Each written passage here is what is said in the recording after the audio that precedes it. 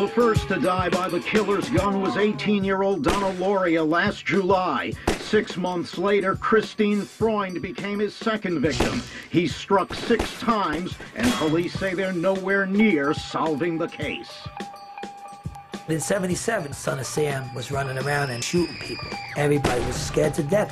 In 1977, we had soaring murder rates. We had a city that was really gripped with every form of crime. The city was dirty. It was experiencing an epidemic of arson. It was covered in graffiti. The city was so broke that city services had been cut back profoundly. They laid off 5,000 cops. They closed firehouses. They laid off thousands of teachers. Nobody knew from day to day whether the Big Apple would become the bankrupt Apple.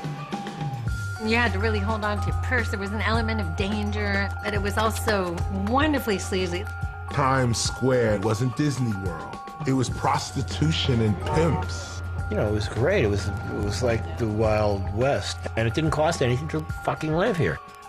1977 was the year of the 25-hour citywide blackout that led to massive looting and in fact, the largest mass arrest in the city's history.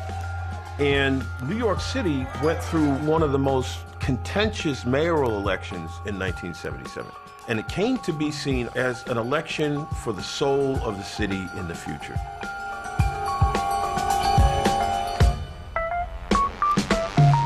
People were confused, disillusioned, afraid. All of these emotions were spawning all kinds of music.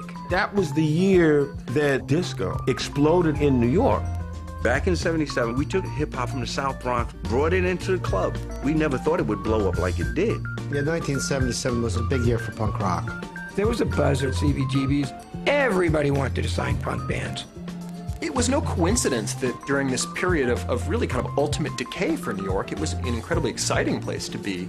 It was free, it was open, you felt like you could do anything you wanted. Most people thought that New York City's great days were over. My attitude was, fuck them.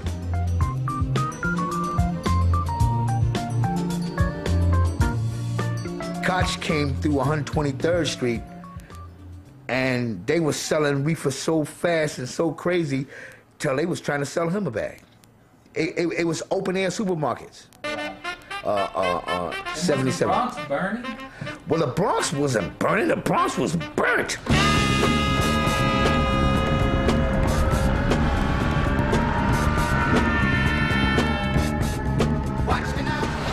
I mean, it was deteriorating like at a rapid pace, man. I mean, so fast, whole areas was just wiped out, man.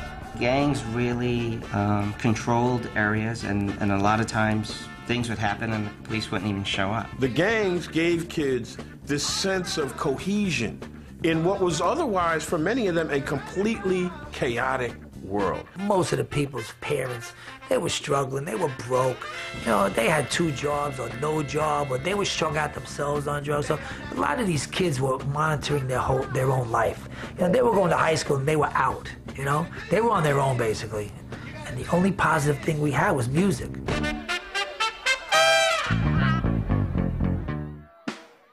Hip-hop, I believe, came about as a culture because there was a fairly substantial group of young people in African American and Latino communities that felt that there was nothing there for them.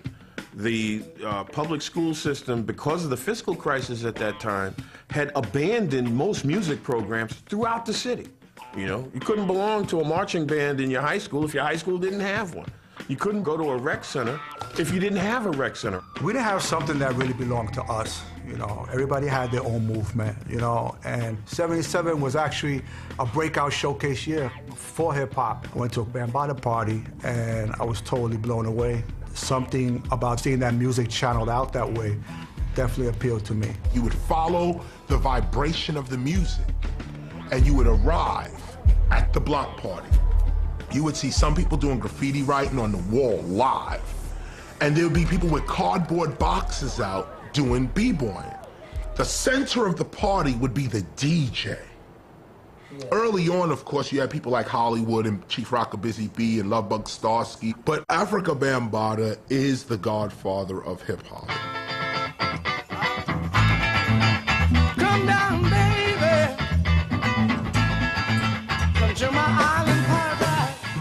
came out of the street gang movement that we had at the time, which was called the Black Spades. And my area of the Browns River Houses, we had a center where I used to play the music, and many of the youth started feeling the energy of these DJs, these breakers.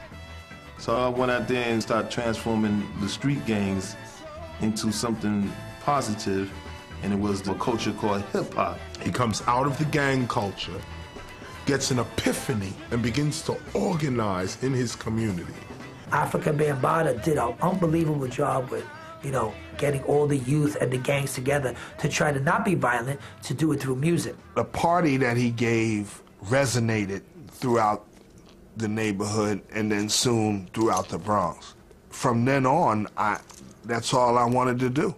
Cass actually took the initiative, you know what I mean, and told me, listen, man, do this with me, you know what I mean? And once I got behind the turntables, it was something that was overwhelming, something that actually took over.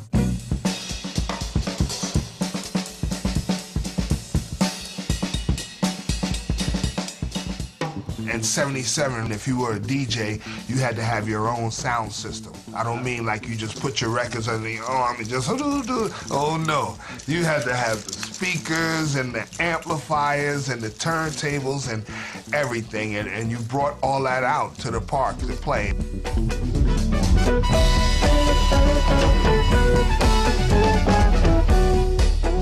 We were kids, we were teenagers, and we really didn't have that kind of money. I was lucky because I had a few dollars saved in the bank that my father had left me, and I had to convince my mother once I knew that this is what I wanted to do, hey, Ma, I need that money. You know what I mean? I found what I want to do. I don't want to go buy sneakers with it. I want to buy some DJ equipment. I want to be a DJ.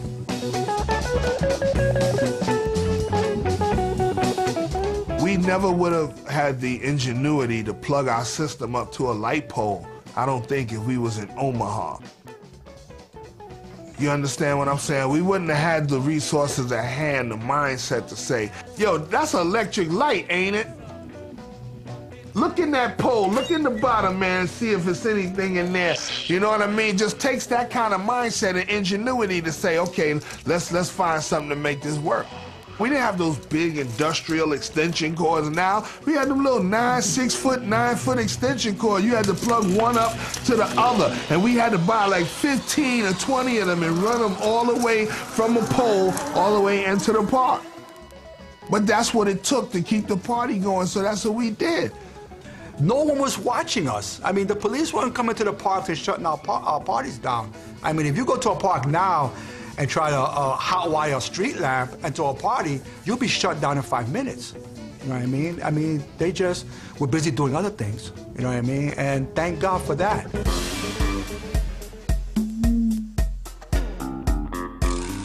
In 1977, New York City was a great place to be if you wanted to be wild and promiscuous. Before AIDS, you could fuck on stage in Times Square. There were literally 1,200 streetwalker prostitutes from 34th Street to 50th Street and 8th Avenue. 42nd Street was a mess. You wouldn't take your wife and walk with your family on 42nd Street. You really wouldn't.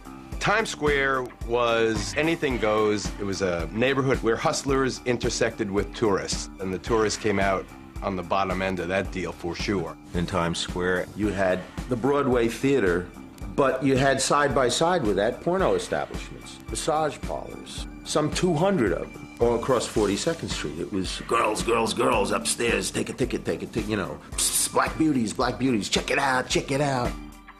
I went to a movie premiere called Deep Inside Annie Sprinkles, and people were jumping up, giving people standing ovations after sex scenes. When you went and saw porn, you saw it on a giant screen. I mean, the penises were like 150 feet big, you know. Lots of bushy pussies.